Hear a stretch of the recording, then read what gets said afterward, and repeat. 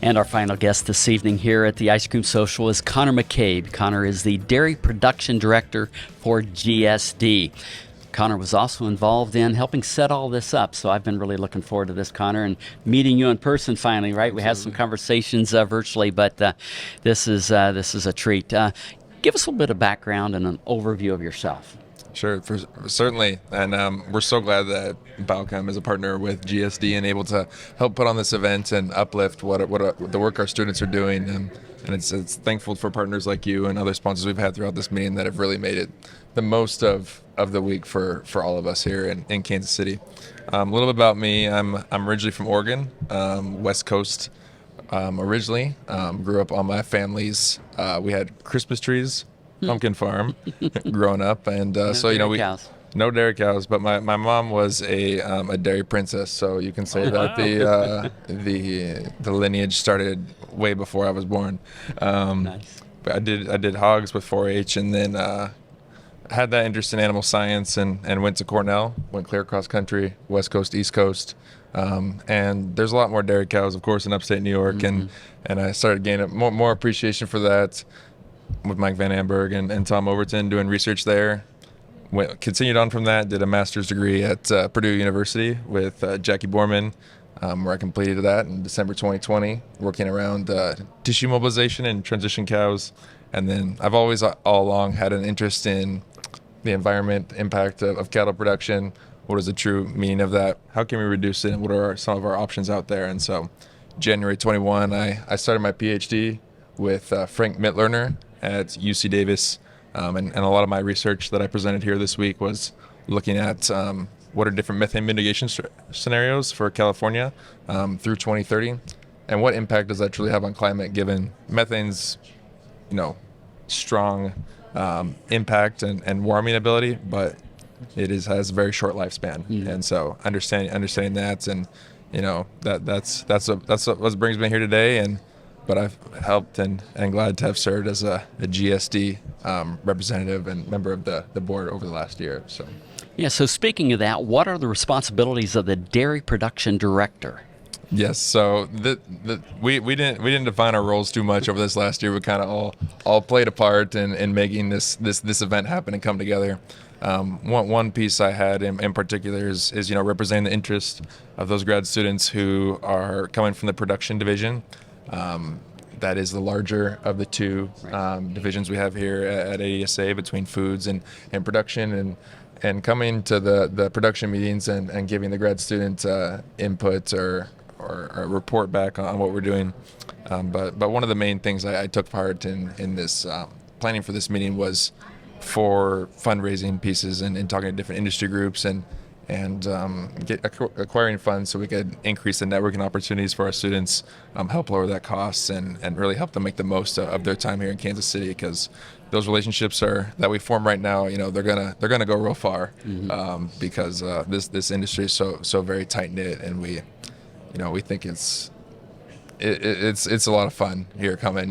We don't do all that work for this week, but it's an enjoyable experience, I think, for all to be able to take up at least a few days outside the barn, outside the lab, to come here to Kansas City or wherever ADSA is and get some and meet some of the other aspiring dairy scientists out there.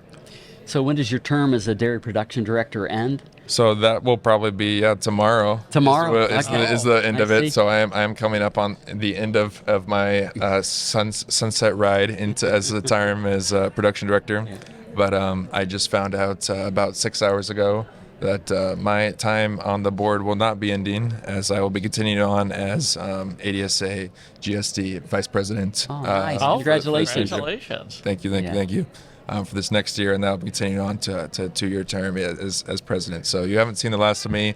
I'll continue on and hopefully making this event memorable, and wanting to continue with that event planning for our students next year in Ottawa, and that following year in West Palm Beach as well. So yeah. So tell us about next year. What can we look forward to? Anything new?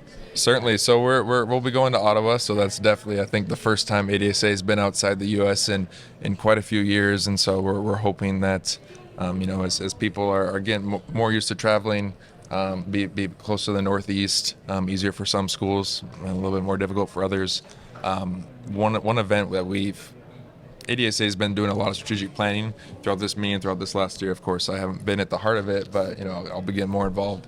But I think we really want to look and figure out how can we look at ADSA as not just a time of year when you come and present something, or a time of year when you submit an abstract in February, but really how can we help students build their skill set and have a way to build off that, along with a mentoring program that we want to work with groups such as ARPIS, who we partnered with through this meeting to create a mentoring program between individuals who are mid to late career, to help provide that advice, because we're really good at the technical side of things, but when it comes to those soft skill aspects, making that transition from that grad life into that early career, there's many things that we don't know, and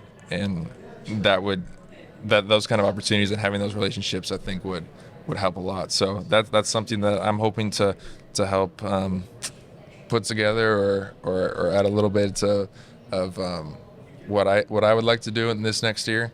But I think we have a lot of opportunities on where we could go off this very successful meeting here. Yeah, excellent. Yeah, that's great. So after you complete your scholastic career, what do you see yourself doing? Yes, so I certainly have a little bit more time here at Davis. Well, not here. We're not in Davis. We're in the Midwest right now, but I have probably 2 or 3 more years still to go before I finish up.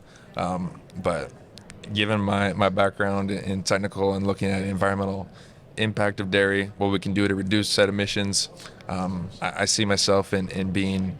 I want to be a sustainability lead in a company from either the agriculture side or the consumer oriented side. So thinking about how do we reduce emissions from livestock supply chains using science-based, evidence-based outcomes, so that we can really drive change at the consumer level, and take things from talking about it and actually implement that from some of the science and some of the research that I want to be able to take part in. And I think this is one of the most exciting times to be in this area right now, and super blessed for the opportunities that have been given to me, and ADSA has super helped out in building out my network and getting to meet many of the individuals who are going to be right alongside me as I finish up that career and going into whatever comes next. Whatever comes next, absolutely. Exactly. Scott, I think we need to hire him. Yeah, I know. Well, I can tell you whatever comes next is that you and the fellow students, that you've got a big challenge ahead of you. There's a lot of changing in agriculture, and a lot of people going to be counting on you. But from what I've been able to see this week, the kids that and I shouldn't call them kids, the young adults that we've had an opportunity to talk to, they're up to the challenge. I've been blown away. I've been very impressed. That's awesome. So listen, I appreciate the opportunity. This has been a sincere pleasure, and look forward to maybe doing it next year. Yes. No, we'd love to have you back, and I'm sure we can have a whole set of new faces coming across this panel next year for you. Sounds good. I look forward to it. Thanks, Scott. All right. Thanks, Connor. Thank you. Now. We'd love to hear your comments or ideas for topics and guests, so please reach out via email to anh.marketing@balchem.com with any suggestions, and we'll work hard to add them to the schedule. Don't forget to leave a 5-star rating on your way out. You can request your Real Science Exchange t-shirt in just a few easy steps. Just like or subscribe to the Real Science Exchange and send us a screenshot along with your address and t-shirt size to anh.marketing@balchem.com. Balchem's Real Science Lecture Series of webinars continues with ruminant-focused topics on the first Tuesday of every month, monogastric-focused topics on the second Tuesday of each month, and quarterly topics for the companion animal segment. Visit balchem.com/realscience to see the latest schedule and to register for upcoming webinars.